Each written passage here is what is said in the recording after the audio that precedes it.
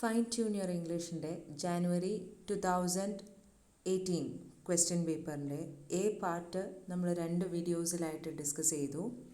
ഇനി പാർട്ട് ബിയിലെ ക്വസ്റ്റ്യൻസ് ആണ് നമ്മളിപ്പോൾ ഡിസ്കസ് ചെയ്യാൻ പോകുന്നത്. അതിൽ 13th question. So part B എന്ന് പറയുമ്പോൾ നമുക്കറിയാം മുന്നത്തെ പാറ്റേൺ അനുസരിച്ചാണെങ്കിൽ 5 മാർക്ക് ക്വസ്റ്റ്യൻസ് ആണ്. പക്ഷേ ഇപ്പോൾ പാറ്റേൺ ചേഞ്ച് ചെയ്തിട്ടുണ്ട്. പക്ഷേ ഇപ്പോൾ ഈ ഒരു ക്വസ്റ്റ്യൻ പേപ്പർ വന്നപ്പോൾ 5 മാർക്ക്, ഈ ക്വസ്റ്റ്യൻ ക്യാരീസ് 5 മാർക്ക് എന്നുള്ളൊരു ആ ഒരു പാറ്റേണിലാണ് പോകുന്നത് കേട്ടോ. ഓക്കെ, സോ അപ്പോൾ 13th question, fill in with appropriate idioms from the brackets.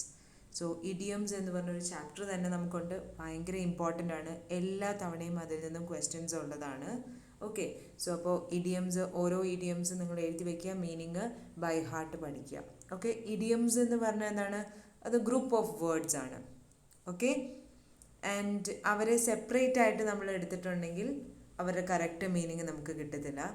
Our as A whole, ഇപ്പോൾ നമ്മൾ ഫ്രേസൽ വേർബിൻ്റെ ഒക്കെ കാര്യം പറയുന്ന പോലെ ആസ് എ ഹോൾ അവർ ഒരുമിച്ച് നിൽക്കുമ്പോഴാണ് അവരുടെ ഒരു പെർട്ടിക്കുലർ മീനിങ് അവർ കൺവേ ചെയ്യുന്നത്. ഓക്കെ, സോ ഇവിടെ ബ്രാക്കറ്റിൽ നമുക്ക് കുറച്ച് ഇഡിയംസ് തന്നിട്ടുണ്ട്.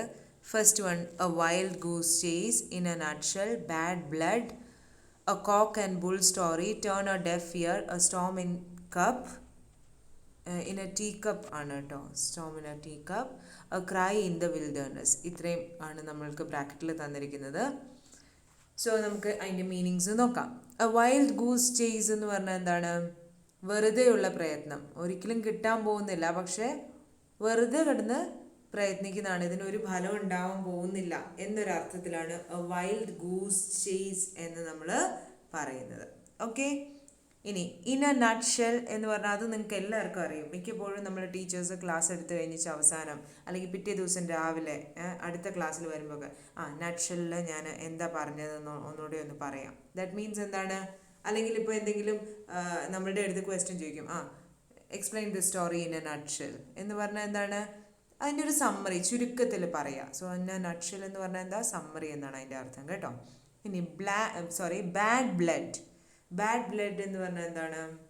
അൺഫ്രണ്ട്ലി റിലേഷൻ, ഒട്ടും നല്ലതല്ലാത്ത ഒരു റിലേഷൻ, അതിനാണ് ബാഡ് ബ്ലഡ് എന്ന് നമ്മൾ, അതൊരു ഇഡിയമാണ്.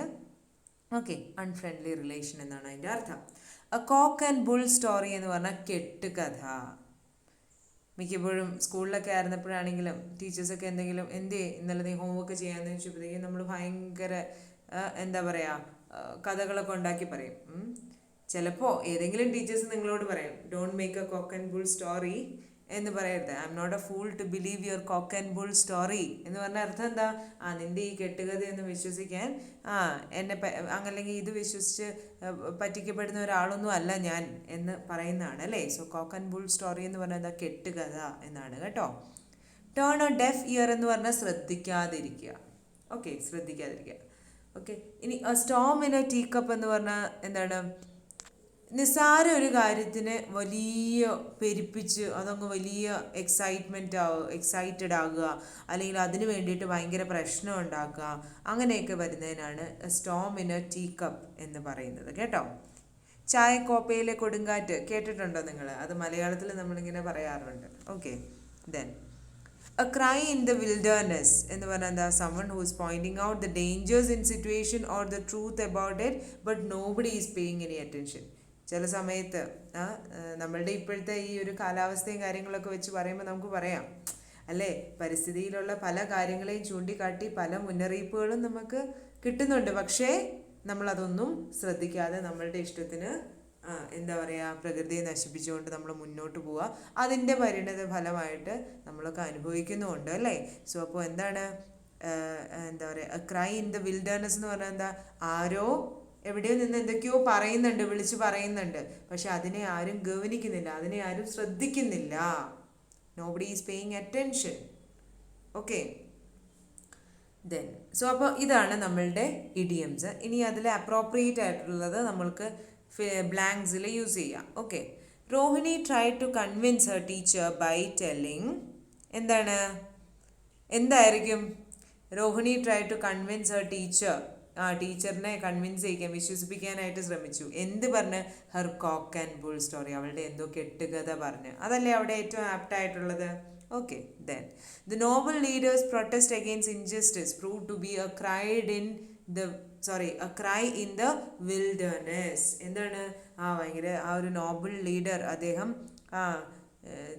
ഇൻജസ്റ്റിസ്, സമൂഹത്തിൽ നടക്കുന്ന ഇൻജസ്റ്റിസിനെതിരായിട്ട് അദ്ദേഹം ഒത്തിരി ശബ്ദമുയർത്തി. പക്ഷെ അദ്ദേഹത്തിൻ്റെ ശബ്ദം വെറും ഒരു cry in the wilderness. That means അദ്ദേഹം അവിടെ ശബ്ദമുയർത്തുന്നെങ്കിലും ഡേഞ്ചേഴ്സിനെ പറ്റി പറയുന്നെങ്കിലും ആരും അതിനെ ഗൗനിച്ചില്ല, അല്ലെങ്കിൽ ഗൗനിക്കുന്നില്ല. സോ ആരും അദ്ദേഹത്തിൻ്റെത് ചെവിക്കൊള്ളാതെ പോകുകയാണ്. Okay, then Anu's determination to pass the IAS exam was looked upon by her friends as a wild goose chase. Wild goose chase എന്താണെന്ന് നമ്മൾ പറഞ്ഞേ?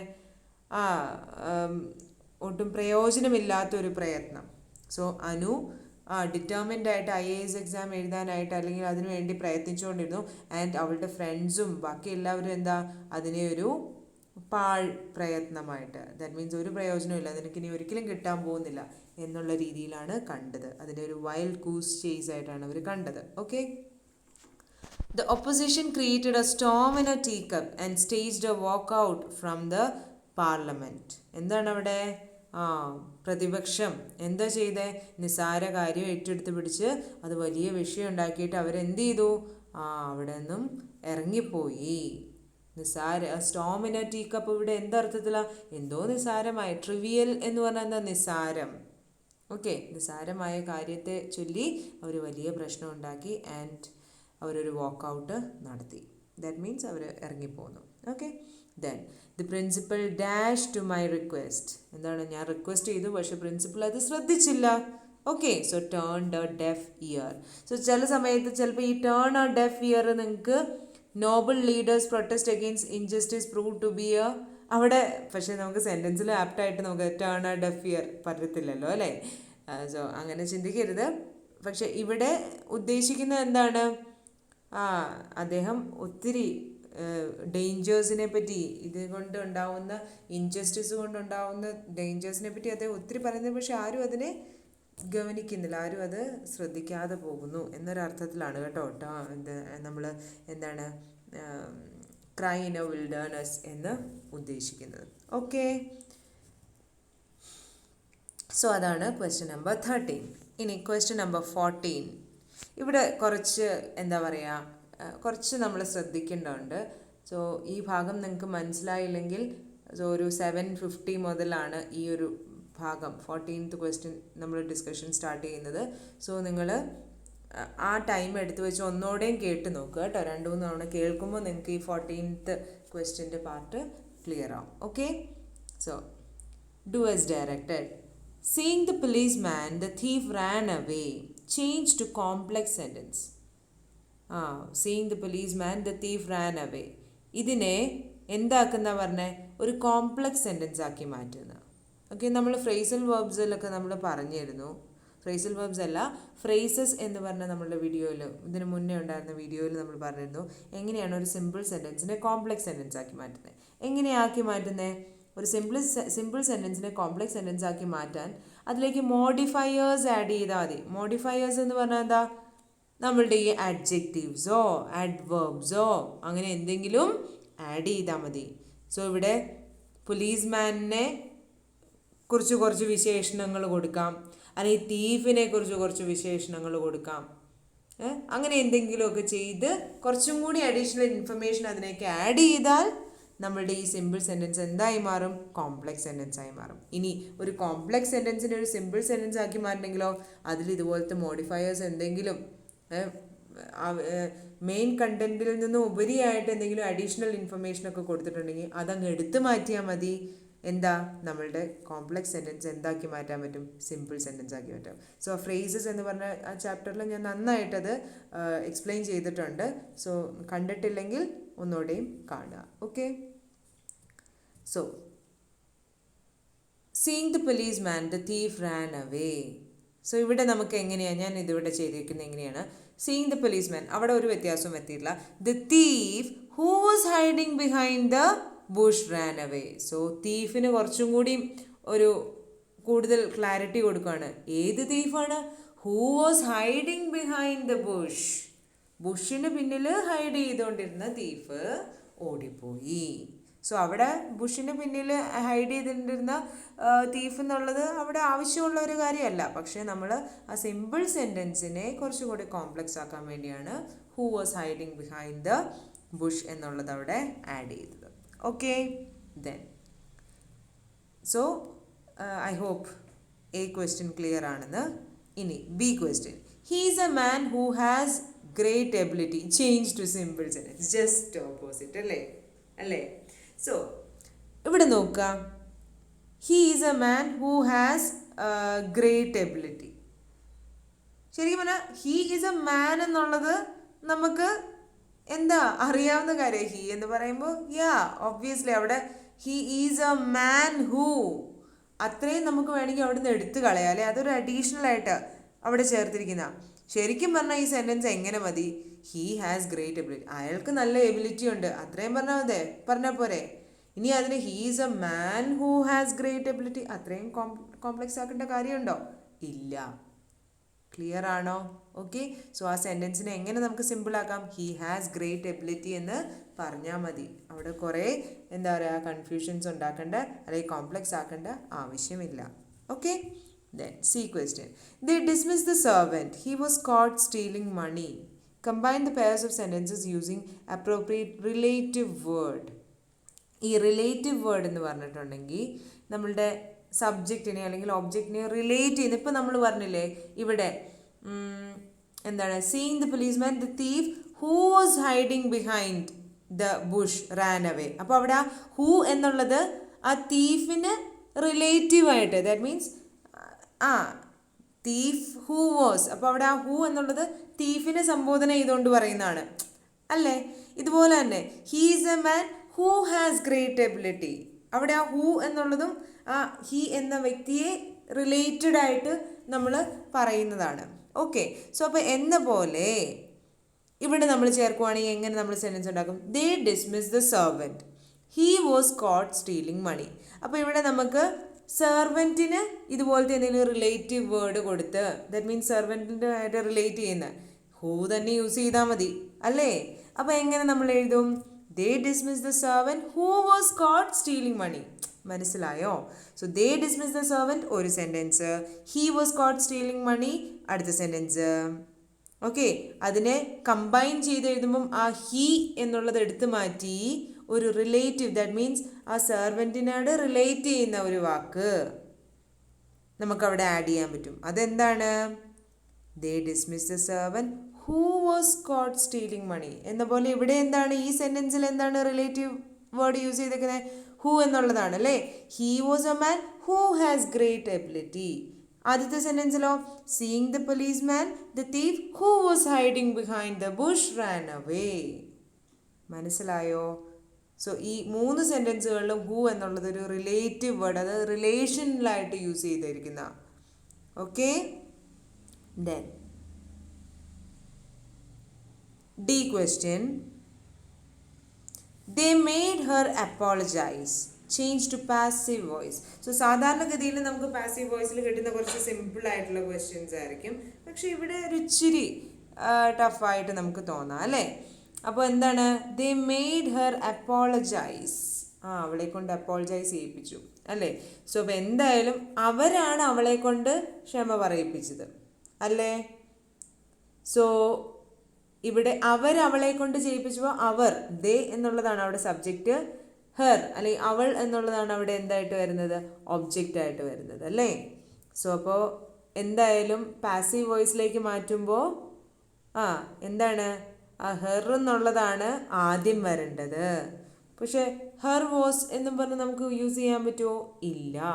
So she was made, she. Okay, so അപ്പോൾ നമുക്ക് she എവിടെ കിട്ടി?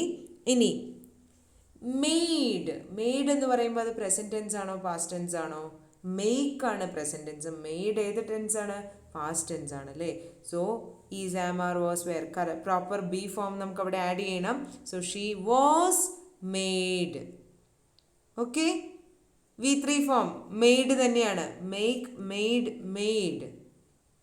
So she was made, ഇനിയോ to apologise, by them എന്ന് വേണമെങ്കിൽ ആഡ് ചെയ്യാം, പക്ഷേ അതവിടെ ദം എന്നുള്ളത് അവിടെ ആഡ് ചെയ്തില്ലെങ്കിലും കാരണം ഇൻഡെഫിനിറ്റ് ആയിട്ടുള്ള അവർ എന്നുള്ളൊരു അർത്ഥത്തിൽ അവിടെ വരുന്നുള്ളൂ. സോ ബൈ ദം എന്നുള്ളത് ആഡ് ചെയ്താലും കുഴപ്പമില്ല, ആഡ് ചെയ്തില്ലെങ്കിലും കുഴപ്പമില്ല. So she was made to apologise by them. So പക്ഷേ ഇത് 2018 ജാനുവരിയിലെ ഒരു ക്വസ്റ്റ്യൻ പേപ്പറിലാണ്. സോ നമ്മൾ പറഞ്ഞ പോലെ പക്ഷേ ഇപ്പോൾ വരുന്ന ക്വസ്റ്റ്യൻ പേപ്പേഴ്സ് എല്ലാം തന്നെ വളരെ ഈസി ആയിട്ടുള്ള ഇതാണ് ആക്റ്റീവ് പാസീവ് ഒക്കെ വരുന്നത്. സോ അതുകൊണ്ട് ഇത്രയും നിങ്ങൾക്ക് കൺഫ്യൂസിങ് ആയിട്ടുള്ള ക്വസ്റ്റ്യൻസ് വരത്തില്ല എന്ന് നമുക്ക് പ്രതീക്ഷിക്കാം. ഓക്കെ, ദെൻ ഈ question, good news is expected, change the voice. ഇവിടെ നിങ്ങൾ നോക്കിയേ, ഇത് ആക്ച്വലി പാസീവ് വോയിസിലാണ് കേട്ടോ. ഓക്കെ, സോ നോക്കി, സാധാരണഗതിയിൽ ഗുഡ് ന്യൂസ് എന്ന് പറയുന്നത് ഇപ്പോഴും അതൊരു ഒബ്ജക്റ്റായിട്ട് വരേണ്ടതാണ്. ഓക്കെ, ആരാണ് ഗുഡ് ന്യൂസ് എക്സ്പെക്റ്റ് ചെയ്യുന്നത് എന്നുള്ളതാണ് അല്ലേ. സോ അപ്പോൾ നമ്മൾ ഗുഡ് ന്യൂസ് എക്സ്പെക്റ്റ് ചെയ്യുന്നു എന്ന് പറയുമ്പോൾ അത് ആക്റ്റീവ് വോയിസിലാണ്. പക്ഷെ ഗുഡ് ന്യൂസ് ഈസ് എക്സ്പെക്റ്റഡ് എന്ന് പറയുമ്പോൾ അത് ഏത് വോയിസിലാണ്? പാസീവ് വോയിസിലാണ് ആ സെൻറ്റൻസ് വന്നിരിക്കുന്നത്. സോ ചേഞ്ച് ദ വോയിസ് എന്ന് പറയുമ്പോൾ ഇത് നമ്മൾ ഏത് വോയിസ് ഇട്ടാണ് ചേഞ്ച് ചെയ്യേണ്ടത്?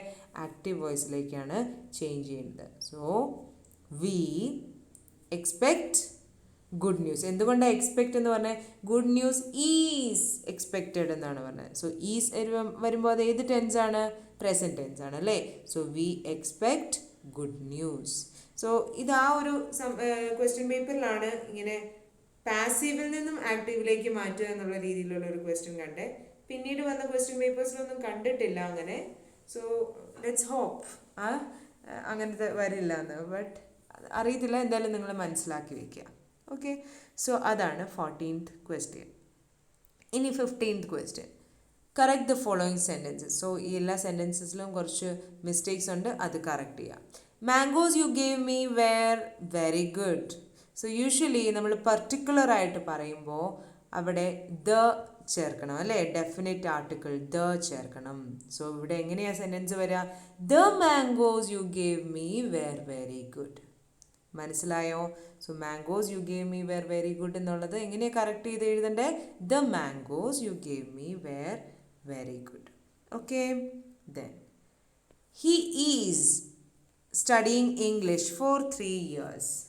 ഓക്കെ, ഇതിപ്പോൾ പ്രസൻറ്റ് കണ്ടിന്യൂസ് ടെൻസിലാണ് പറഞ്ഞിരിക്കുന്നത്. സാധാരണഗതിയിൽ നമ്മളിങ്ങനെ ഒരു നമ്മളുടെ എക്സ്പീരിയൻസോ അല്ലെങ്കിൽ നമ്മളുടെ പഠിത്തത്തെക്കുറിച്ച്, അല്ലെങ്കിൽ ഇത്ര വർഷമായിട്ട് പഠിക്കുന്നു, അല്ലെങ്കിൽ ഇത്ര വർഷം പഠിച്ചു, അങ്ങനെയൊക്കെ പറയുമ്പോൾ പ്രസൻറ്റ് പെർഫെക്റ്റ് കണ്ടിന്യൂസ്, ഓക്കെ, അല്ലെങ്കിൽ കഴിഞ്ഞു പോയ കാര്യമാണെങ്കിൽ past perfect continuous. So perfect continuous tense ആണ് നമ്മൾ സാധാരണഗതിയിൽ യൂസ് ചെയ്യേണ്ടത്. മനസ്സിലായോ? ഓക്കെ, പെർഫെക്റ്റ് കണ്ടിന്യൂസ് ടെൻസ് എന്ന് പറയുമ്പോൾ ഏതാണ്? ഹാസ് ബീൻ പ്ലസ് ING അല്ലെങ്കിൽ ഹാവ് ബീൻ പ്ലസ് ING അങ്ങനെയാണ് വരേണ്ടത്. ഓക്കെ, എന്തായാലും ഹി ഈസ് എന്നാണ് പറഞ്ഞിരിക്കുന്നത്. സോ പ്രസൻറ്റ് ടെൻസ് ആണ്, അതുകൊണ്ട് നമുക്ക് പ്രസൻറ്റ് പെർഫെക്റ്റ് കണ്ടിന്യൂസ് ടെൻസ് അവിടെ യൂസ് ചെയ്താൽ മതി. ഓക്കെ, സോ അപ്പോൾ എങ്ങനെ വരും നമ്മളുടെ sentence? He has been studying English for 3 years. I have been living here for 5 years. I have been teaching English for 6 years. മനസ്സിലായോ?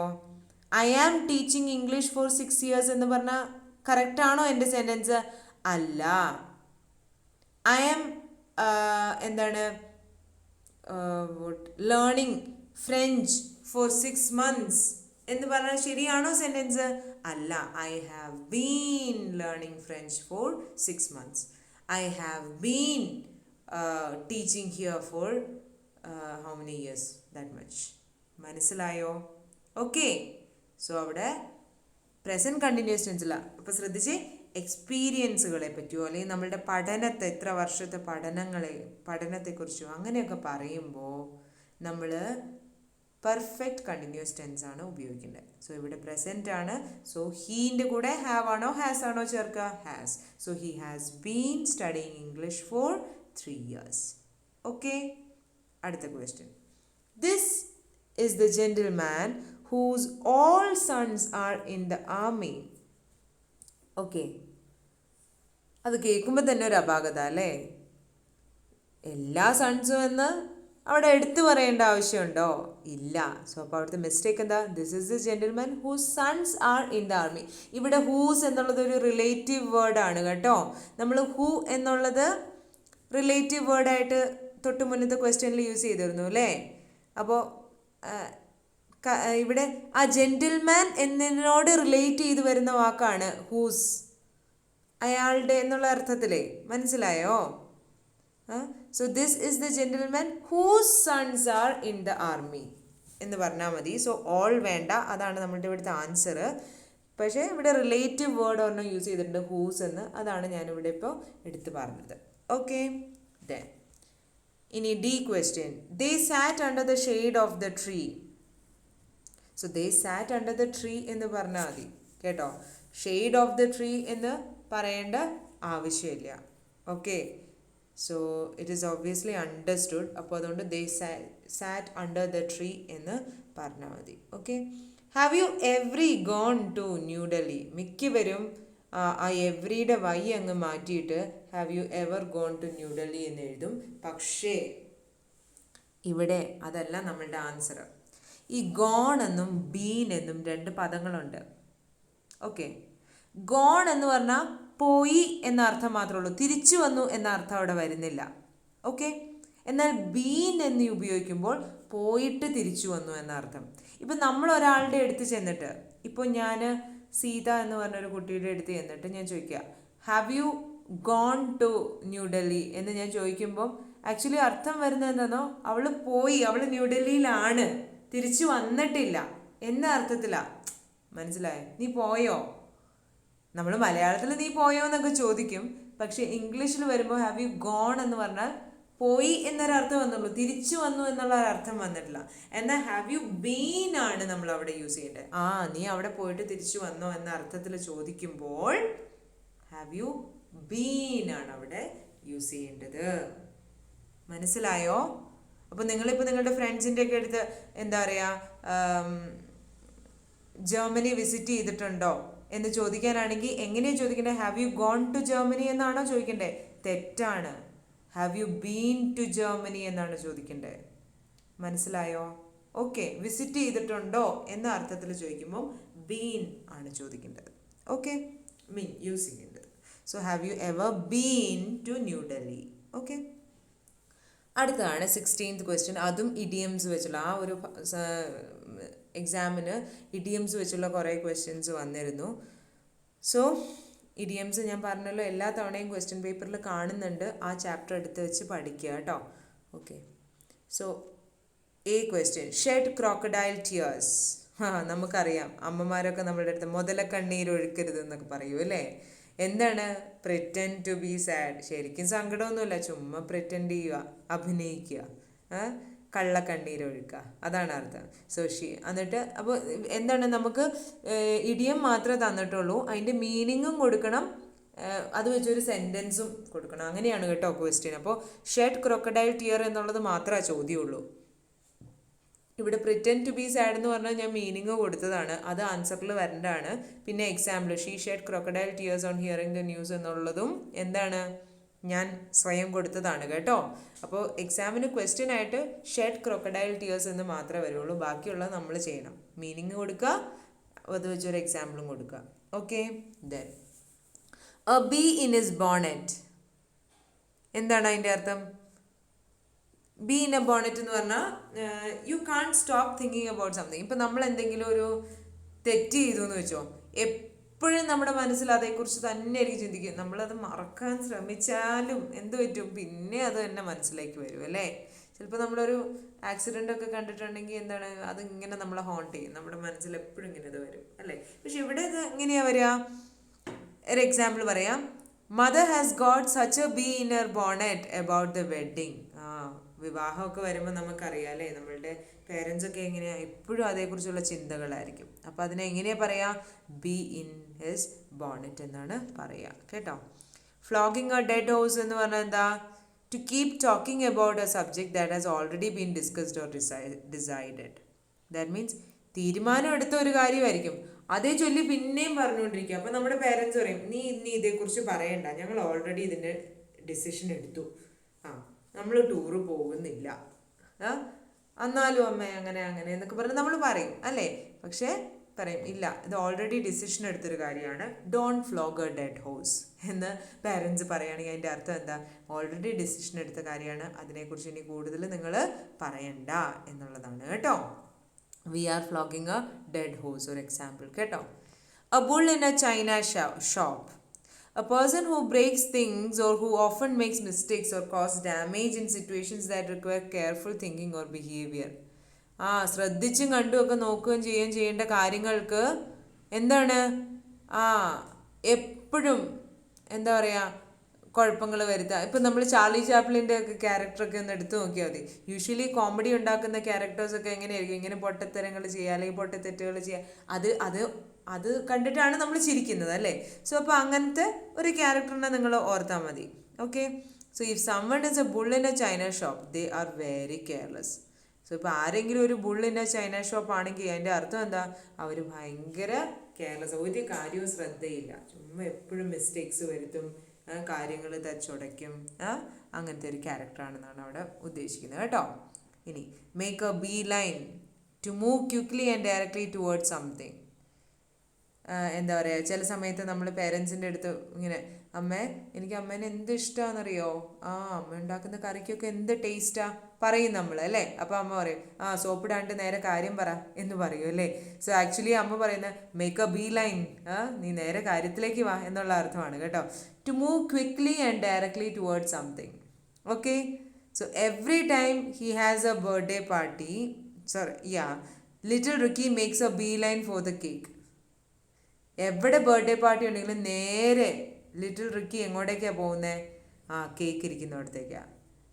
After the college or after the class or after the school we make a bee line to the kitchen അല്ലേ.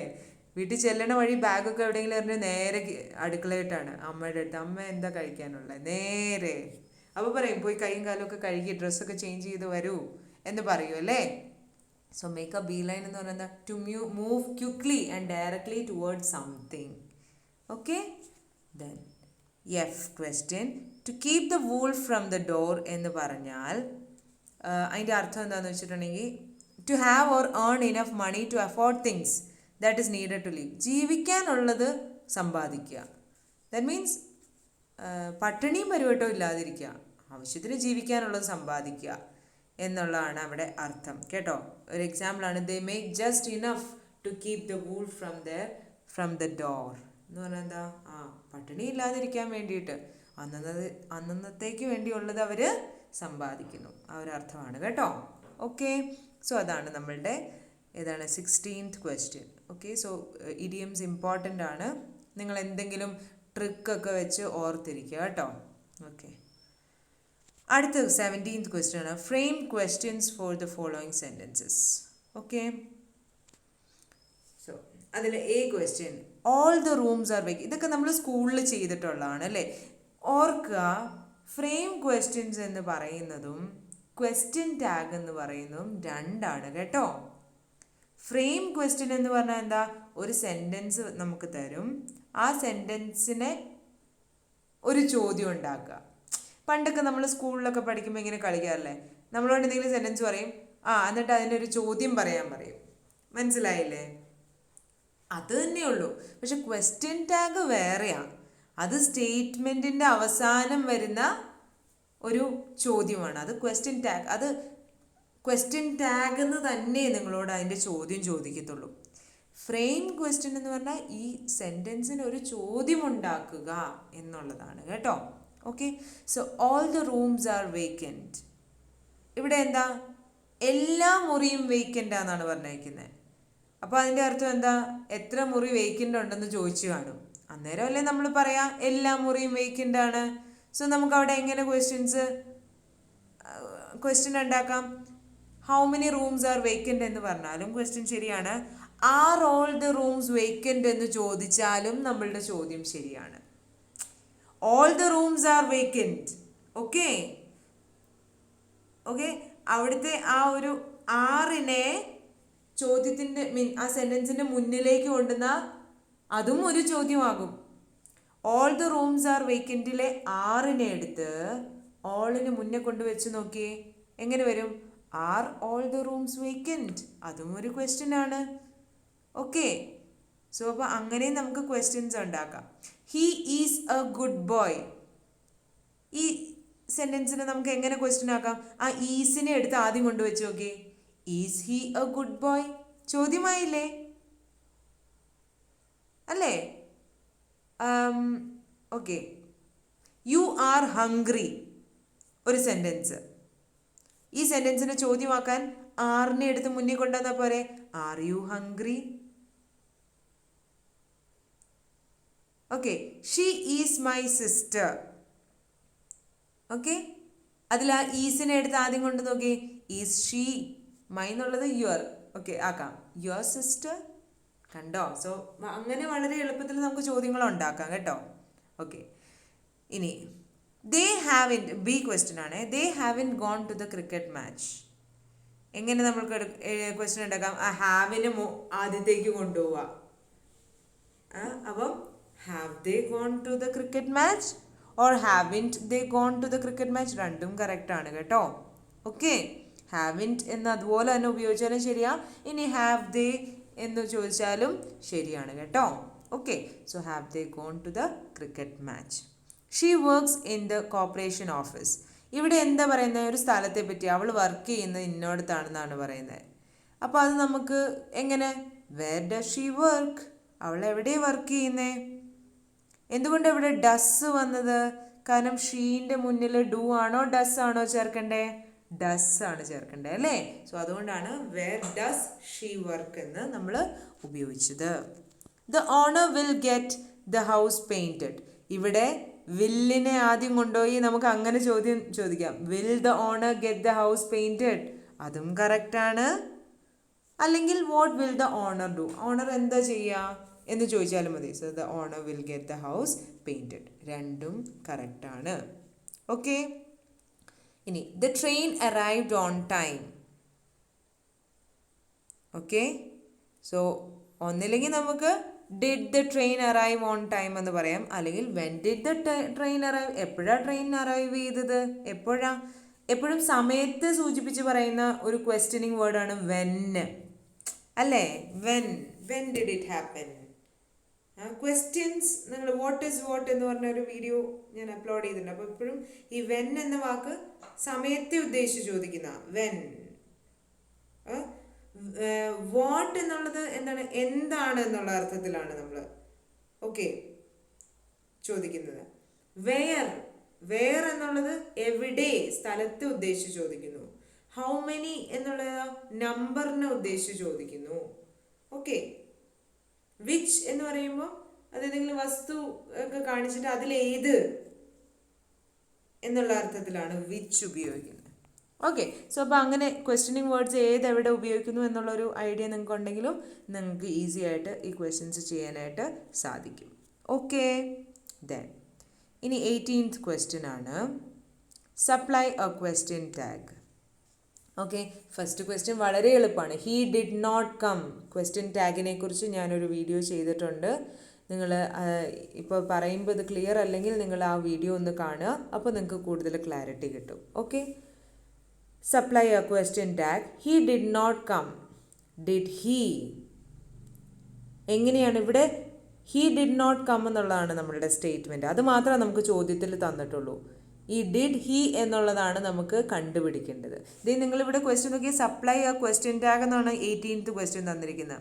എന്നാൽ 17th question frame questions എന്നാണ് പറഞ്ഞിരിക്കുന്നത്.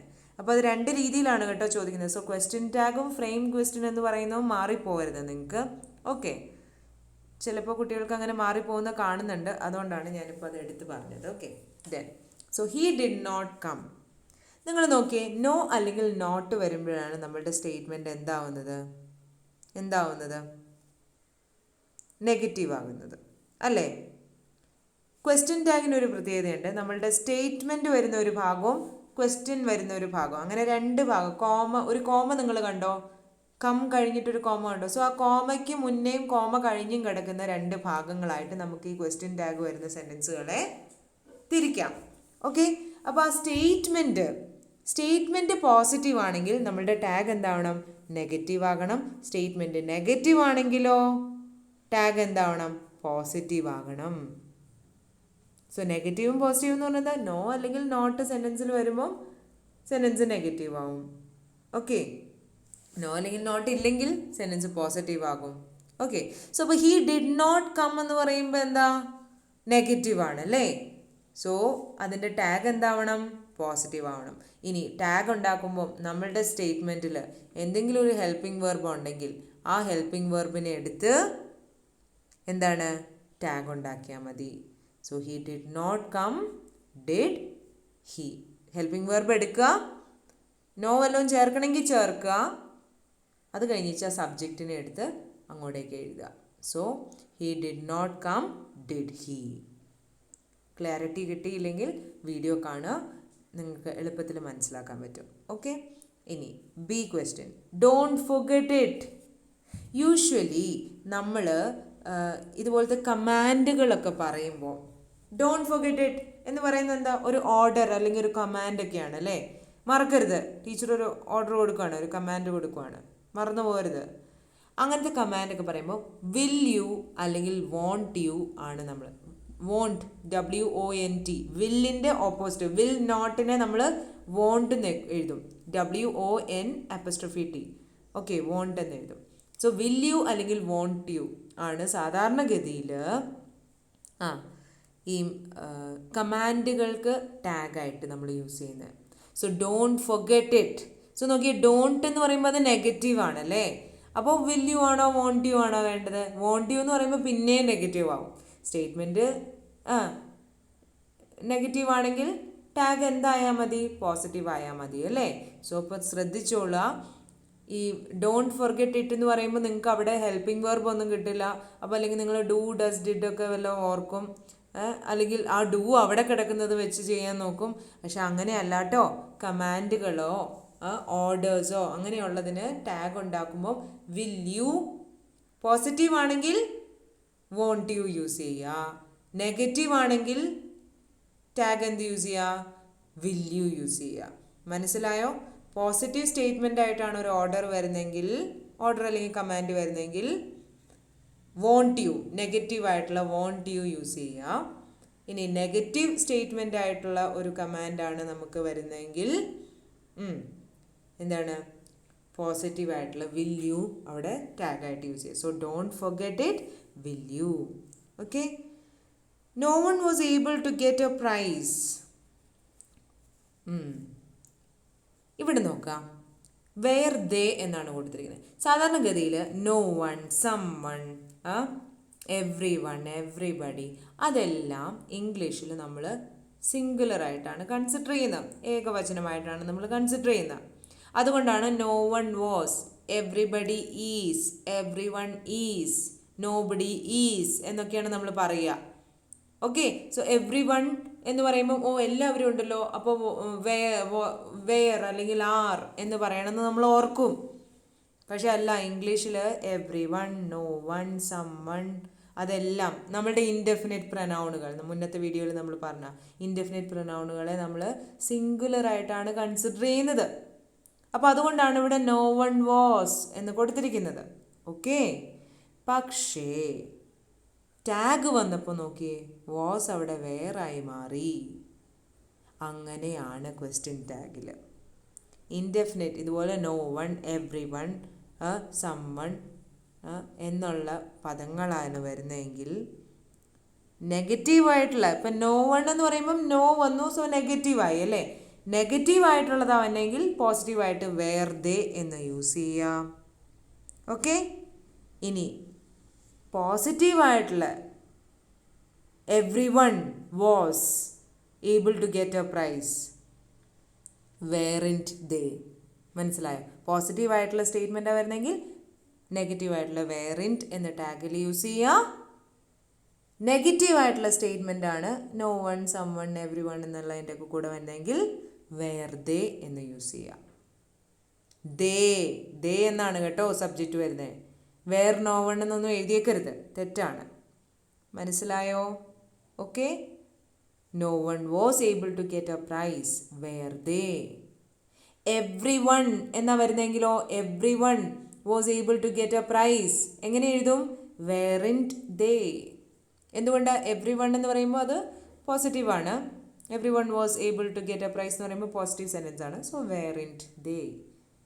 Clear ആണല്ലോ അല്ലേ? ഇനി D question.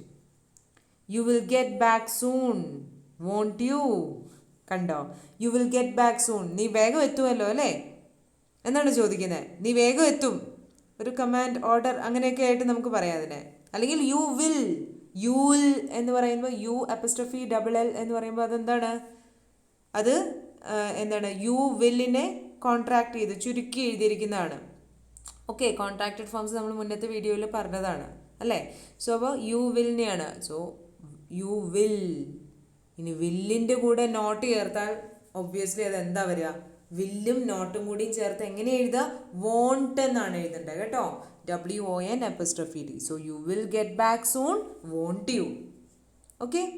I guess we should plan on it. Shouldn't we. എന്തുകൊണ്ടാ?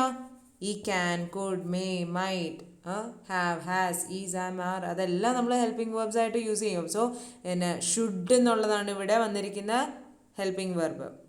So അതിൻ്റെ കൂടെയാണ് നോട്ട് ചേർക്കേണ്ടത് അല്ലേ? So I guess we should plan on it. എങ്ങനെ എഴുതും? Shouldn't we. സോ ചിലരോർക്കും ഐ ഗെസ് എന്നുള്ളതിലാണ് വരുന്നതെന്ന്. ചില സമയത്ത് ഇങ്ങനെ വരും, ഐ തിങ്ക്, വി മസ്റ്റ്, അല്ലെങ്കിൽ we have to go to the party. So അങ്ങനത്തെ എന്തെങ്കിലും അഡീഷണൽ ആയിട്ടുള്ള വാക്കൊക്കെ എന്താ പറയുക, ഫ്രേസുകൾ ആദ്യം വരാം.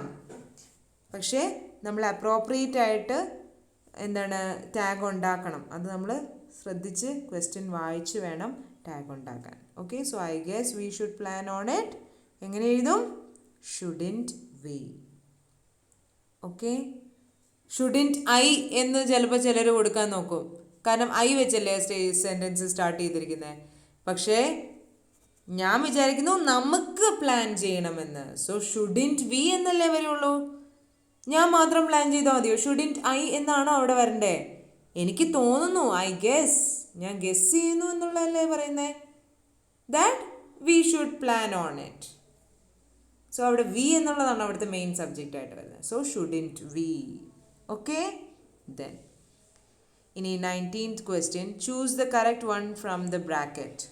The man said almost nothing. Almost എന്നും നിയർലി എന്നും ഉണ്ട്. അവിടെ നമുക്ക് ഏതാണ് അപ്രോപ്രിയേറ്റ് ആയിട്ട് വരുന്നത്?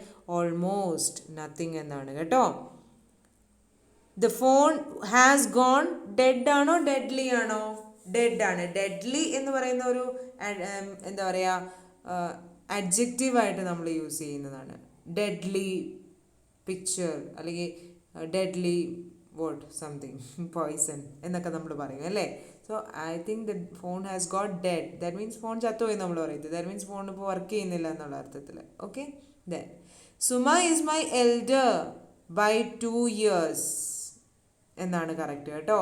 Suma is my older by 2 years തെറ്റാണ്. Suma is my elder or Suma is elder to me by 2 years എന്നാണ് പറയേണ്ടത് കേട്ടോ.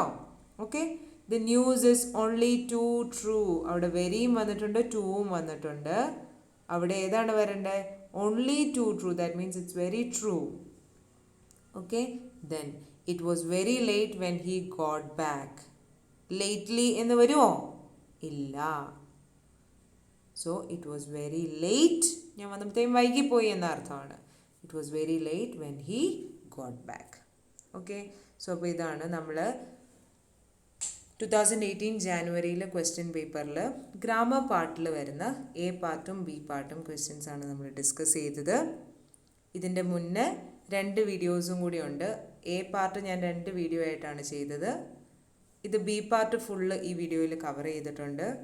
ആൻഡ് ചില റെഫറൻസസ് ഇതിന് മുന്നേ ഞാൻ അപ്ലോഡ് ചെയ്ത വീഡിയോസിന് കൊടുത്തിട്ടുണ്ട്. സോ അതും നിങ്ങൾ പോയി കാണുക. Okay. So thank you so much.